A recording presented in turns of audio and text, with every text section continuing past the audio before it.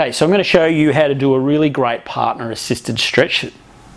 It's called AIS, it's active isolated stretching. Aaron Mates from America developed this many years ago, and I've been using this probably with pretty much all of my athletes. So I'm going to show you the approach by using it on the hamstrings. Alright, so now Karen actually hasn't done this stretch before, so this is a perfect example to show you how to train your clients or even your athletes on how to do this stretch. Okay, so we're doing this for the hamstrings. So it's quite simple. The first thing that you have to do is actually find out where you find their first point of resistance, okay, in regards to their hamstrings. So Karen's going to be a bit tight because she had a big leg workout yesterday, I think it was. Yep.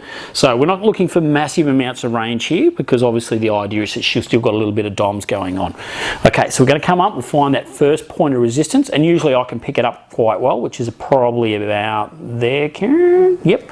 Okay, so we mark that as that's the first point of our resistance. Okay, now the trick with this stretch is that we do a repeated approach where we take it up to the point of that resistance, which is about there. We get our clients to contract the opposing muscle, which is the quadricep, for 2 seconds, and then we bring it back down. Okay, but then we repeat the process again. So we go 1, 2, back down, same approach again, 1, 2, back down. Now the reason we do the 2 seconds is to make sure that we don't engage that inverse stretch reflex, which stops us from stretching or tearing our muscles. Okay, 1, 2, how's that going there, Karen? Good, she's doing really well. Okay, 1, 2, and what you'll find after a while, body starts to get used to it, start to see the range increase here, as you can see. So normally do this for around about anywhere from 15 to 20 times. I did tell Karen before we did it for about 150, but I was obviously just using a bit of sarcasm there. But yeah, so back up, 1, 2. Once you're used to it with your athletes, you'll find that you just bang.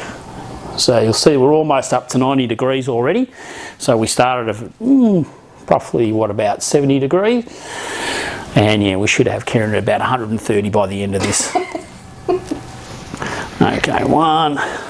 So 1, 2, good. So you get the idea. You can do this with any of the muscles. It's just a matter of that you engage the antagonist muscle for 2 seconds.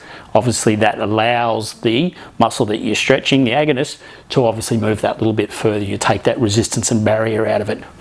Alrighty, so that's active isolated stretching just for your hamstrings.